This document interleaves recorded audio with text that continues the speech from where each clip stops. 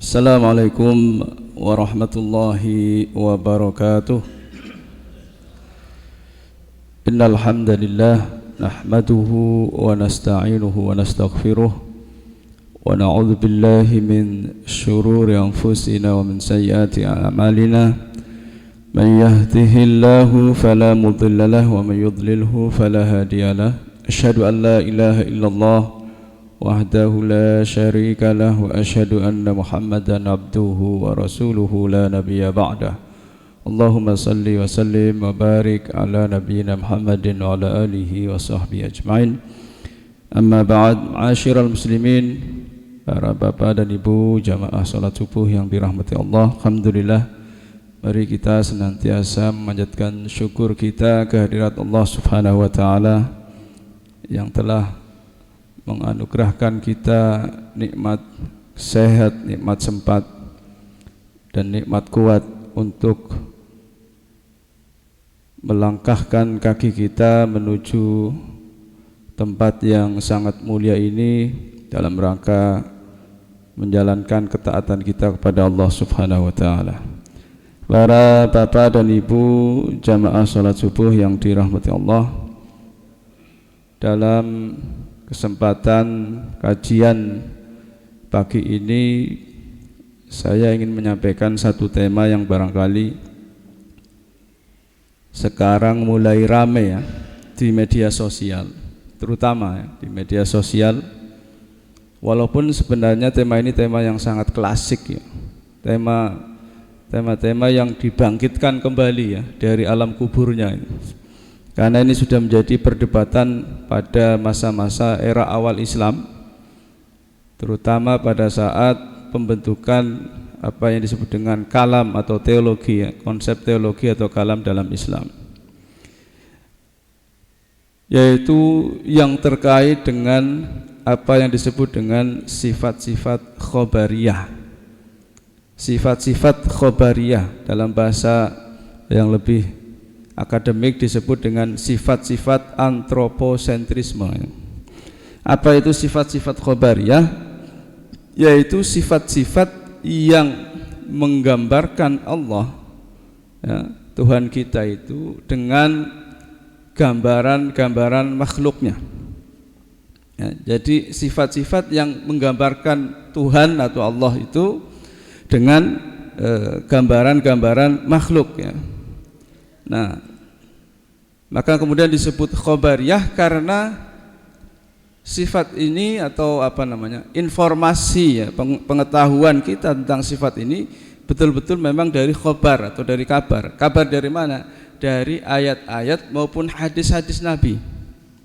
Oke, jadi ini bukan ijtihad, tapi karena ada di dalam Al-Quran dan hadis-hadis Nabi, maka kemudian kita harus memahaminya dan disebut dengan khobariyah karena dia sifatnya informatif ya. Informatif artinya sumbernya memang murni dari informasi dari Al-Quran ya, dari kabar dari Al-Quran maupun hadis-hadis Nabi. Nah, apa saja kira-kira yang termasuk informasi tentang sifat-sifat khobariyah ini ya. Misalnya di dalam surat Al-Fath ayat 10 ya, Allah mengatakan yadullahi fauqa aydihim. Jadi tangan Allah di atas tangan mereka. Nah, ketika Al-Quran mengatakan yad di situ, itu artinya tangan. Apakah tangan itu kemudian mau dipahami bahwa Tuhan itu punya tangan ya. Sama seperti kita, Allah punya organ tubuh namanya tangan. Ataukah tangan di situ dimaknai dengan makna yang majazi atau kiasan, misalnya di situ dimain dengan kekuasaan, kekuatan dan sebagainya. Dan ini ternyata kemudian menimbulkan persoalan. Pada zaman Nabi belum ada ya, mulai nanti zaman abad kedua, ketiga itu, sampai munculnya kemudian Mu'tazilah dan sebagainya abad keempat itu. Maka di situ mulai perdebatan mengenai sifat-sifat khobariyah ini. Kemudian di dalam surat Ar-Rahman ayat 27 Allah Subhanahu wa taala berfirman ya, wa yabqa wajhu rabbika dzul jalali wal ikram. Dan nanti di hari kiamat itu tidak ada yang kekal kecuali wajah Tuhanmu ya. Apa yang dimaksud dengan wajah ya? Kalau kita maklum, ma'ruf gitu ya. Artinya apa? Ya wajah ya bagian depan kepala kita. Yang dari situ kemudian kita bisa membedakan satu orang dengan orang yang lain. Kalau tidak dikelihatkan wajah, barangkali mungkin kita masih bingung, ini siapa misalnya. Kalau kita melihat orang dari belakang, barangkali kita masih bingung membedakan antara fulan dengan fulan ya. Tetapi karena kita melihat wajahnya, dan wajah itu kemudian menjadi identitas kita ya. Jadi sekecil apapun kalau orang kelihatan wajahnya kita bisa kenal. Sehingga kalau dalam kartu identitas itu SIM, KTP itu yang diperlihatkan difotokan wajahnya ya. Bukan sidik jarinya. Walaupun sidik jari bisa untuk membedakan. Tetapi kalau sidik jari itu hanya bisa dibaca oleh alat scanner. Kalau mata kita tidak bisa membedakan sidik jari si fulan dengan si fulan. Maka cara membedakannya adalah dengan membedakan wajah. Nah, ternyata wajah ini juga dinisbatkan juga kepada Allah. Jadi Allah itu punya wajah. Sehingga kemudian di dalam surat Ar-Rahman disebutkan wa yabqa wajhu rabbika dzul jalali wal ikram. Jadi wajah Tuhan itu nanti akan kekal pada hari kiamat. Semuanya kullu man 'alaiha fan. Semua yang ada di atas di alam raya ini akan musnah, akan hancur ya, akan lenyap kecuali wajah Tuhanmu yang tetap kekal ya. Jadi itu yang kedua. Kemudian yang ketiga di dalam surat Thaha ayat 5 ya, misalnya disebutkan Ar-Rahmanu 'alal 'arsy istawa ya. Jadi Allah yang Maha Rahman itu bersemayam di atas singgasana. Bersemayam itu artinya duduk ya.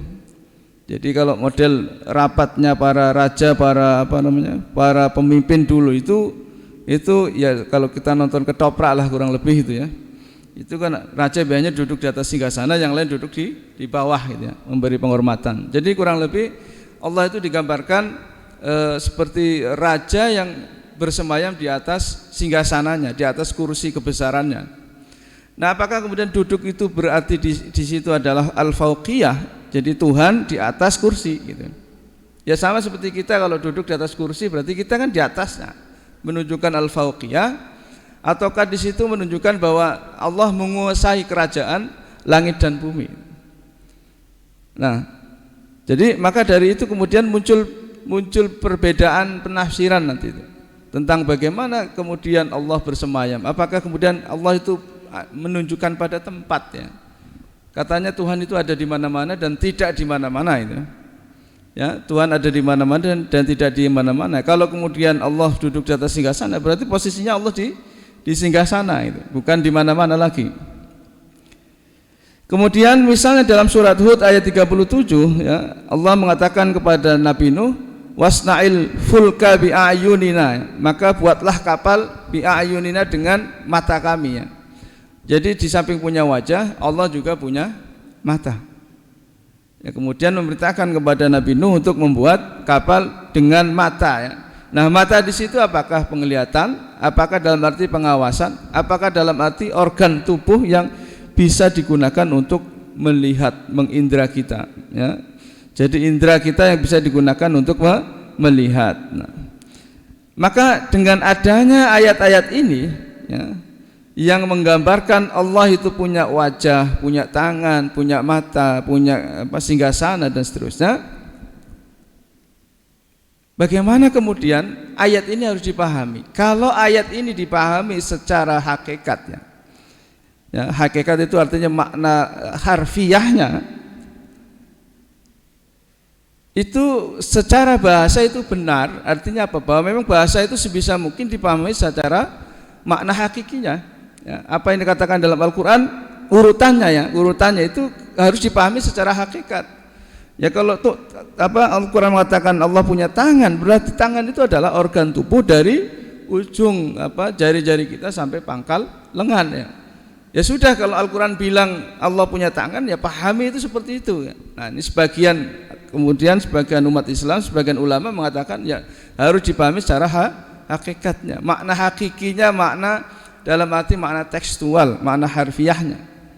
Kalau Al-Quran mengatakan bahwa Allah itu punya mata, ya sudah pahami sama seperti kita punya mata yang bisa digunakan untuk mengindra, untuk melihat ya segala sesuatu. Kalau Allah punya apalagi wajah, ya sama juga, ya sama seperti kita ya. Bahwa kemudian ya Allah itu seperti digambarkan seperti makhluknya, seperti manusia yang punya wajah ya. Atau kemudian bersemayam di atas singgasana, sama seperti seorang penguasa, seorang raja yang kemudian duduk di atas singgasana. Jadi ada sebagian ulama yang kemudian mengatakan ya sudah, pahami apa adanya. Sebab kalau ini tidak dipahami apa adanya ya, nanti menimbulkan masalah. Masalahnya apa? Orang akan menafsirkan ayat-ayat atau sifat-sifat khobariyah itu secara liar, secara sewenang-wenang, sakarepe dhewe gitu ya. Dan penafsiran yang sakarepe dhewe tentu saja pasti ditolak gitu ya. Nah, kalau di Indonesia dulu ada namanya tafsir Darmo Gandul gitu ya. Itu kan tafsir sakarepe dhewe ya, enggak memperhatikan kaidah bahasa, kaidah-kaidah tafsir yang lainnya. Dan tetapi sebagian ulama yang lain itu kemudian mengatakan ya, ketika bahasa itu bisa dimaknai secara hakikat, ya kita maknai secara hakikat. Tetapi kalau kemudian bahasa yang digunakan dalam Al-Quran dimaknai secara hakikat itu bermasalah, ya kita takwilkan ayat-ayat itu. Nah, bermasalahnya di mana? Bermasalahnya karena apa? Karena kalau kita maknai sifat-sifat khobariyah itu dengan makna hakikat, makna literal, makna tekstual, makna harfiah, ya maka nanti kita menyerupakan Allah dengan makhluk ya. Sehingga kemudian kalau di internet itu perdebatannya begitu sangat keras ya. Ini dulu juga perdebatannya sangat keras gitu ya. Jadi saling menyalahkan ya, saling memberi membunuh karakter lawan debatnya dan seterusnya. Nah, kalau kita maknai ayat-ayat itu secara tekstual, maka itu berarti bahwa kita akan menyerupakan Allah dengan makhluk. Padahal Allah mengatakan di dalam ayat yang lain disebutkan laisa kamitslihi syai'un wa huwa ala kulli syai'in qadir. Jadi laisa kamitslihi syai'un. Jadi tidak ada segala sesuatunya di dunia atau di alam wujud ini yang menyerupai Allah ya.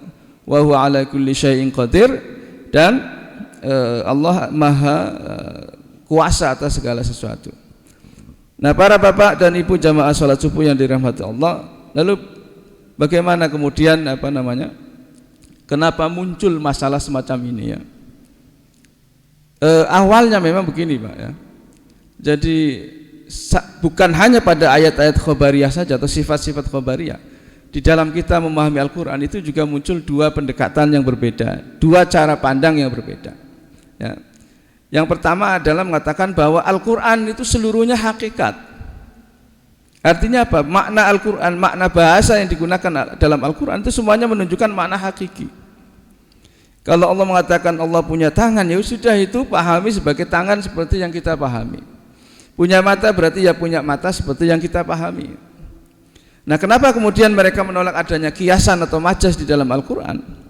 Sebab kalau kemudian kita mengatakan bahwa dalam Al-Quran terdapat makna-makna kiasan, itu berarti Tuhan itu berbohong gitu. Ya.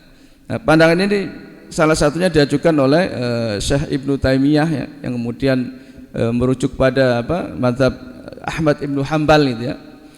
Ya, mereka mengatakan bahwa tidak ada majas di dalam Al-Quran. Sebab kalau ada majas di dalam Al-Quran, makna majasi, makna kiasan, itu berarti Al-Quran itu berbohong atau Tuhan itu berbohong. Kenapa berbohong?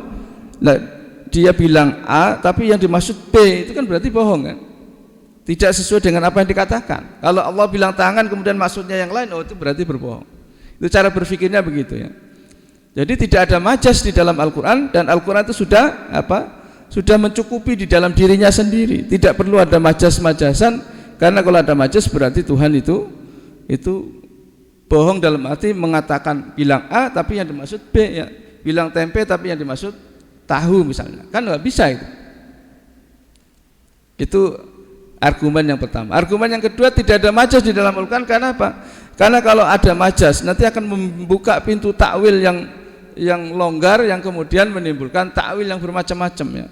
Takwil itu artinya apa? Memalingkan satu makna kata dari makna yang rajih, makna yang bisa kita pahami, kepada makna lain sesungguhnya secara bahasa itu lemah, tetapi karena ada dalil yang memaksa itu.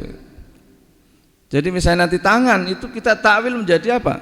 Ya kekuasaan, kudrahnya Allah misalnya. Al-arsyu itu misalnya apa, singgasana itu diartikan sebagai kerajaan ya.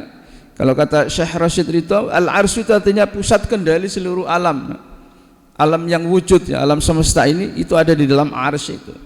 Jadi sistem yang akan mengendalikan, yang diciptakan oleh Allah yang mengendalikan adanya alam semesta ini.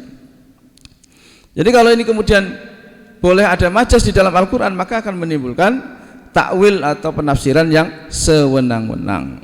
Nah, tetapi bagi yang lainnya, ini misalnya Syekh Ahmad Ibnu Hanbal mengatakan Al-Quran kulluhu hakun wal haqqu la yakunu majazan. Al-Quran itu seluruh ungkapannya atau kata-katanya itu adalah hak dalam arti hakikat, makna hakiki. Wal haqqu la yakunu majazan, dan makna hakiki tidak pernah dan kebenaran tidak mungkin berupa majaz. Sebenarnya kalau majaz itu enggak ada kepastian di situ, Pak.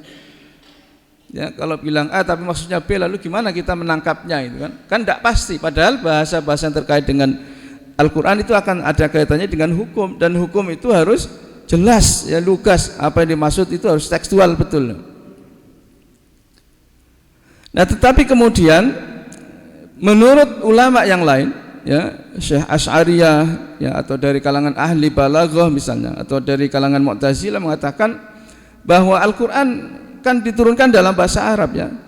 Dalam beberapa surat disebutkan bilisanin arabiyyin mubin, bahwa Al-Qur'an diturunkan dengan bahasa Arab yang mubin ya. Yang mubin artinya yang nyata, yang betul-betul jelas ya, kearabannya. Nah, ketika Allah berfirman atau memberi wahyu kepada Nabi Muhammad dengan menggunakan bahasa Arab atau meminjam bahasa Arab, maka seluruh perangkat-perangkat kebahasaan yang ada di dalam bahasa Arab itu juga dipinjam untuk menyampaikan wahyu. Nah, salah satu gaya bahasa di dalam gaya bahasa Arab itu adalah gaya bahasa majaz. Gaya bahasa majaz itu artinya mengkiaskan, menganalogikan sesuatu dengan sesuatu yang lain. Misalnya kalau kita mengatakan orang itu pemberani ya, itu kemudian tidak disebut misalnya si pemberani sedang berkhutbah di atas podium misalnya, tapi kita bisa mengatakan sang singa podium sedang menyampaikan pidatonya. Nah, kata singa podium itu dalam bahasa kita itu artinya kan apa? Orang yang berani. Sama juga dalam bahasa Arab mengatakan singa itu sedang berkhutbah atau berpidato di atas mimbar, itu berarti bukan singa dalam arti makna asli, tapi singa dalam arti dia memiliki watak seperti singa, itu keberanian. Jadi majaz itu kurang lebih seperti itu, menganalogikan, mengkiaskan sesuatu dengan sesuatu yang lain karena ada kesamaan sifat. Tidak harus seluruh sifat, tapi salah satu sama itu sama sudah, bisa dikiaskan namanya. Maka kita sebut singa podium misalnya. Karena apa? Karena dia memiliki sifat keberanian seperti seekor singa gitu. Nah, di dalam bahasa Arab itu biasa dipakai ya, bukan hanya majaz, semua perangkat kebahasaan Arab itu juga digunakan dalam Al-Qur'an. Ada majaz, ada tamsil, ada qasam, sumpah gitu ya. Ada semua model mujadalah, jadal dan maka semua perangkat-perangkat kebahasaan di dalam bahasa Arab itu juga digunakan di dalam Al-Quran termasuk majaz, sehingga kita tidak mungkin mengatakan tidak ada majaz dalam Al-Quran. Kalau kita mengatakan tidak ada majaz dalam Al-Quran, berarti Al-Quran tidak menggunakan lisanin arabiyyin mubin, berarti dia menyalahi kaidah bahasa Arab yang nyata, yang jelas, dan itu diakui juga di dalam Al-Quran. Nah, awalnya berangkat dari sini, Pak. Ada majaz atau tidak di dalam Al-Quran, ada makna-makna kiasan apa tidak dalam Al-Quran. Nah, ketika itu sampai kepada ayat-ayat yang khobariyah tadi itu, yang menentukan sifat-sifat khobariyah pada Allah, maka muncul juga masalah tadi ini. Berangkat dari memahami Al-Quran, apakah majaz, ada majaz atau tidak ada majaz di dalam Al-Quran. Nah, kelompok yang pertama, ini kelompok yang dipelopori oleh, kalau aliran sekarang disebut aliran sebagai aliran Salafi ya, yang merujuk pada ajaran Syekh Muhammad Ibnu Abdul Wahhab, kemudian Syekh Ibnu Taimiyah, atau kemudian yang paling ujung adalah Syekh Ahmad Ibnu Hanbal. Itu mereka mengatakan bahwa ayat-ayat sifat khobariyah yang mengabarkan kepada kita tentang sifat-sifat Allah yang sifatnya fisikal, yang sifatnya fisik sama seperti manusia misalnya, maka itu harus dipahami sebagaimana adanya. Ya. Jadi sebagaimana adanya. Ya. Tidak perlu kemudian ditakwil. Kalau Allah mengatakan punya tangan, ya sudah pahami itu tangan seperti kita memahami tangan kita gitu. Kalau Allah punya mata, ya sudah pahami sebagaimana Allah punya mata seperti mata kita. Kalau Allah punya wajah, berarti ya sudah pahami saja seperti wajah kita.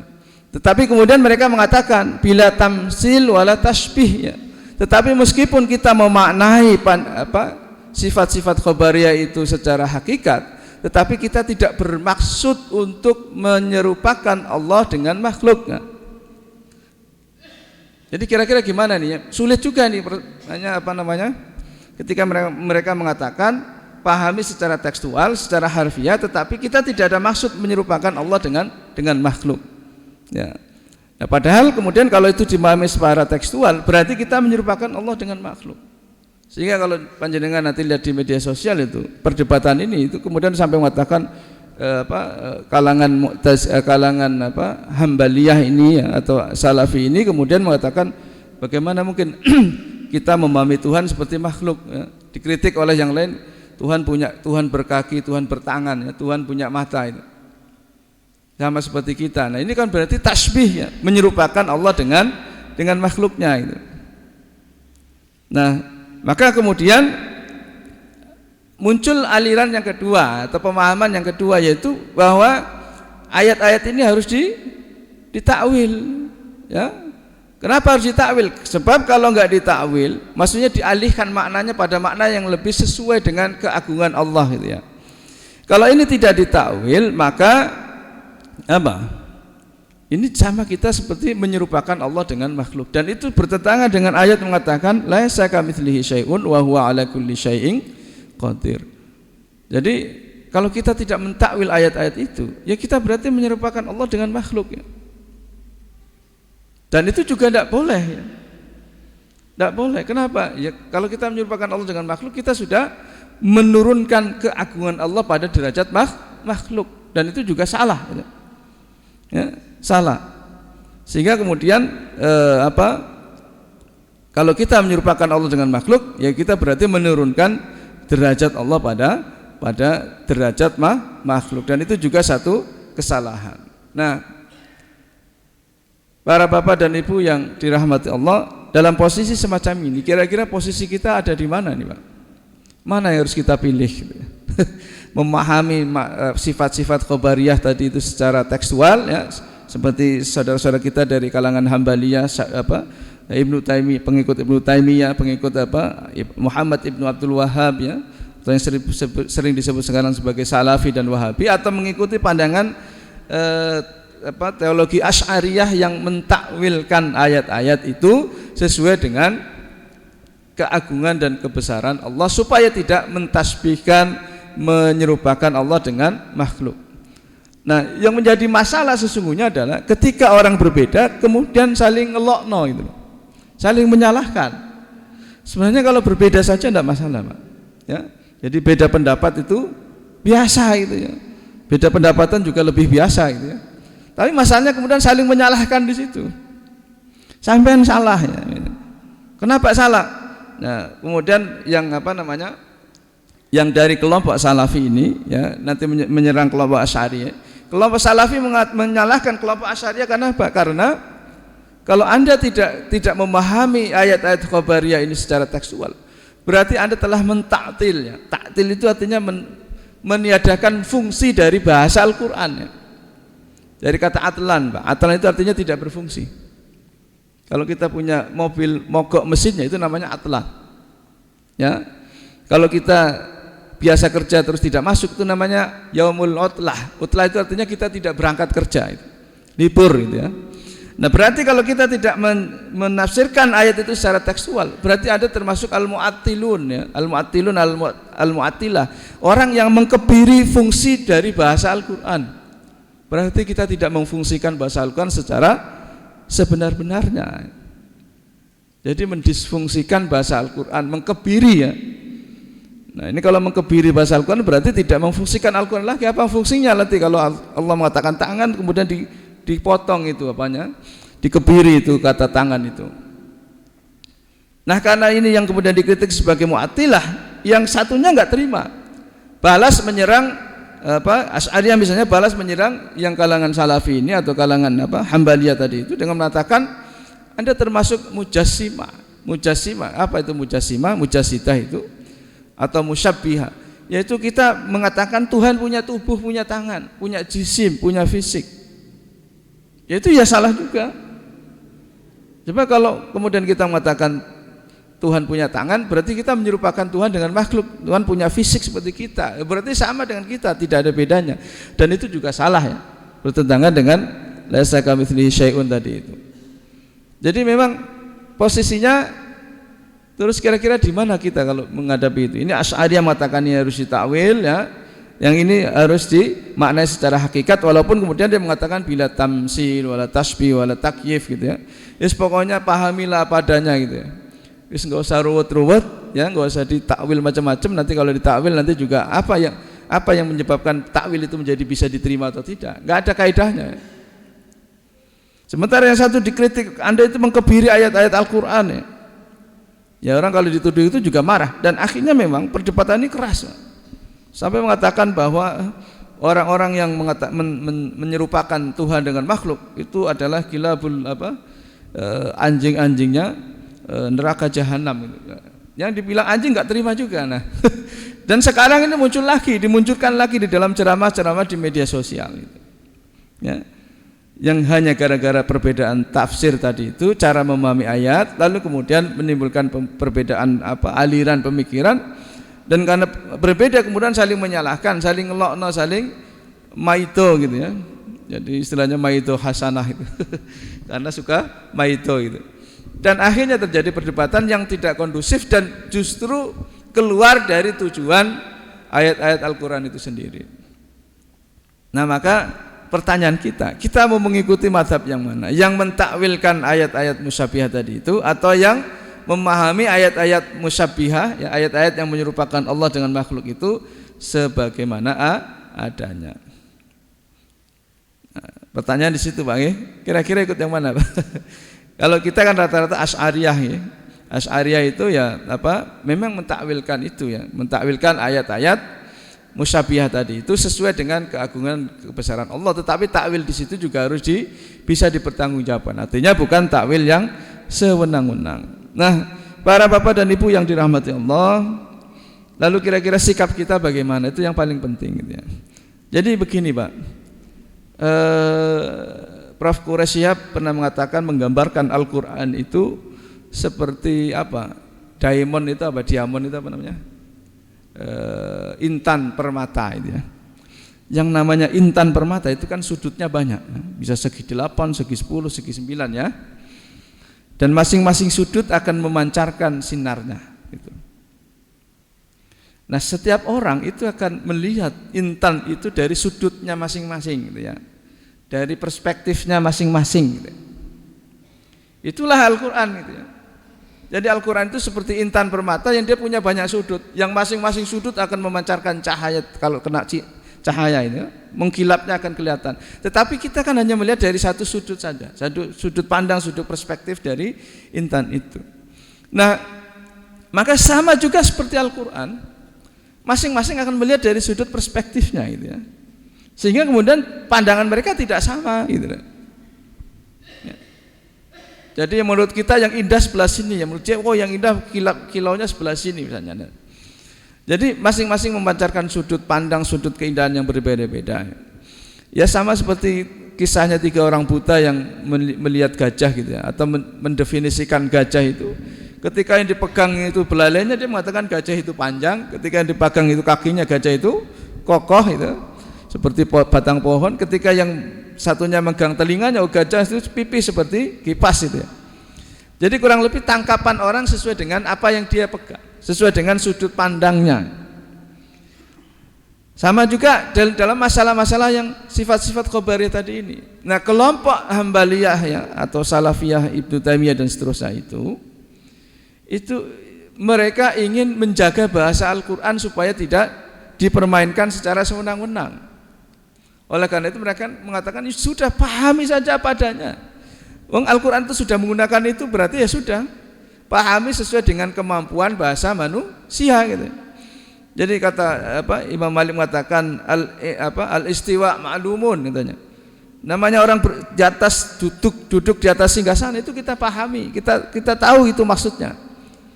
Wal kaif majhulun, tetapi kalau itu digunakan untuk Allah, untuk Tuhan, kita nggak tahu bagaimana caranya Allah beristiwa di atas singgasana itu.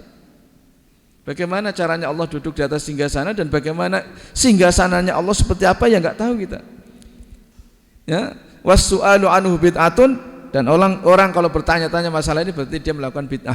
Artinya wis enggak usah ruwet. Dan ini pemahaman semacam ini ya cocok bagi kita kebanyakan masyarakat awam gitu. Ya sudahlah, pahami sebagaimana Allah mengatakan dirinya sendiri di dalam Al-Qur'an. Ya. Dan berarti ini dia mengambil pemahaman secara umum saja, secara mudah saja, secara awam saja itu. Tidak usah dipakai pemahaman yang rumit-rumit, dan itu boleh-boleh saja.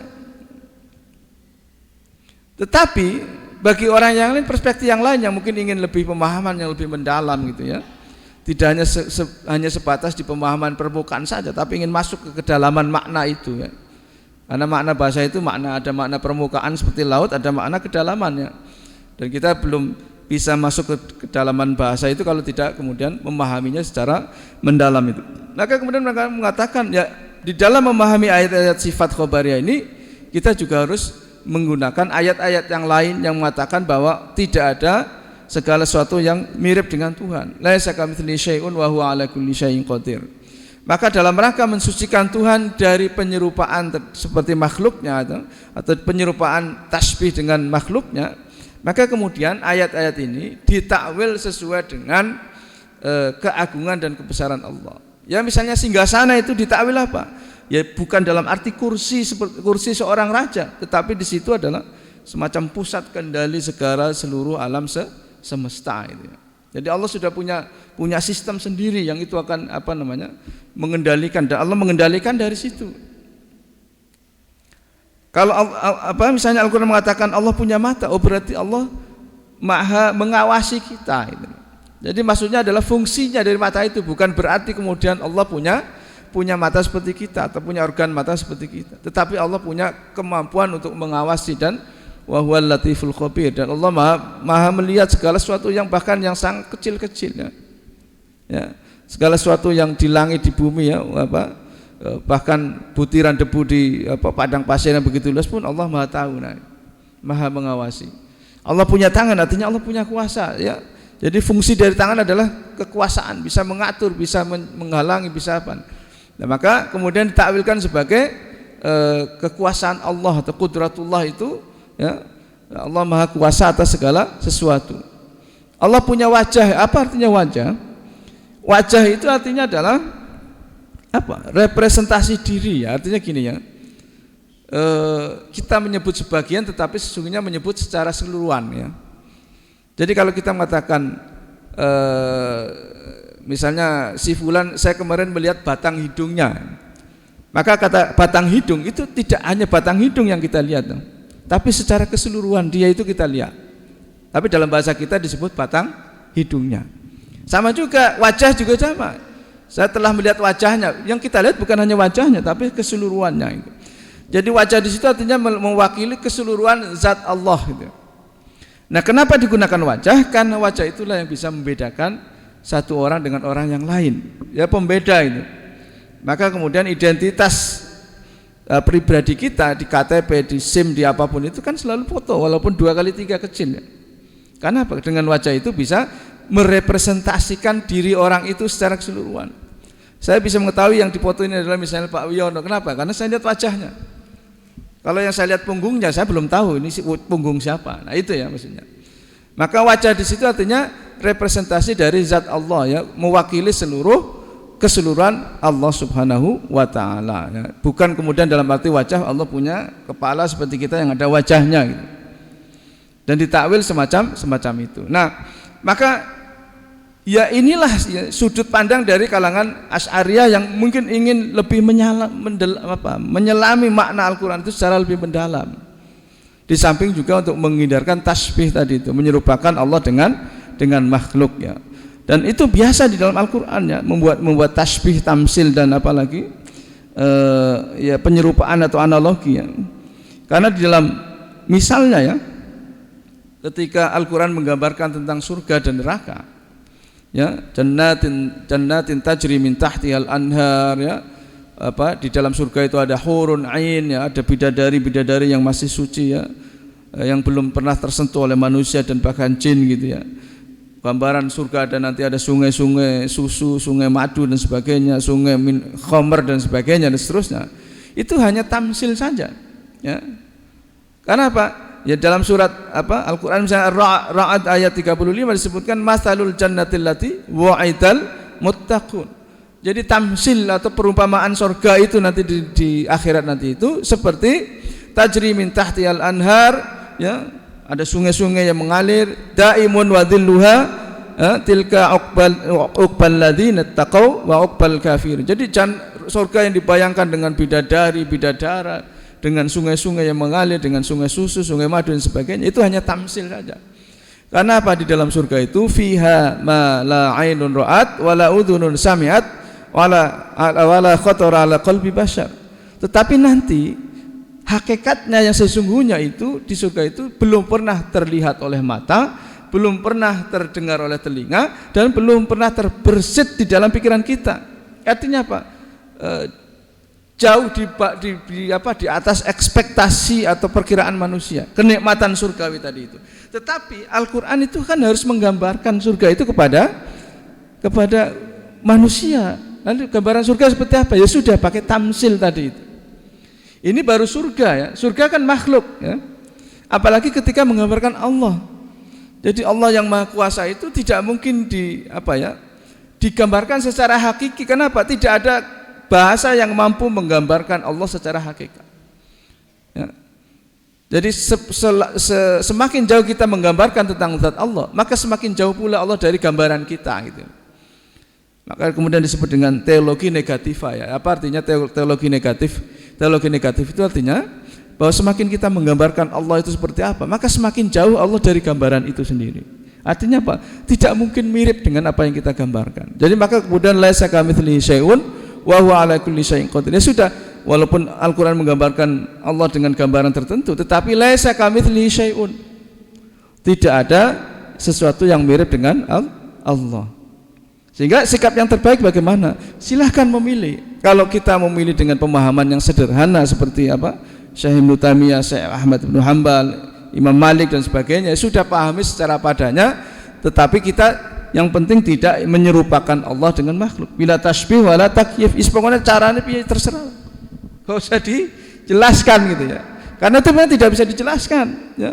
Jadi wasu'alu anhu bid'ah wis ora usah takon-takon. Nek sampean takon-takon kakan takon itu bid'ah sampean itu. Itu ingin memahami secara sederhana saja, tidak usah ruwet-ruwet. Tetapi bagi kalangan filosofis, kalangan ahli kalam dan sebagainya, kalangan ulama yang warasikhuna fil ilmi, orang yang mendalam ilmunya, yang ingin memahami, menyelami lebih dalam, ya silahkan juga.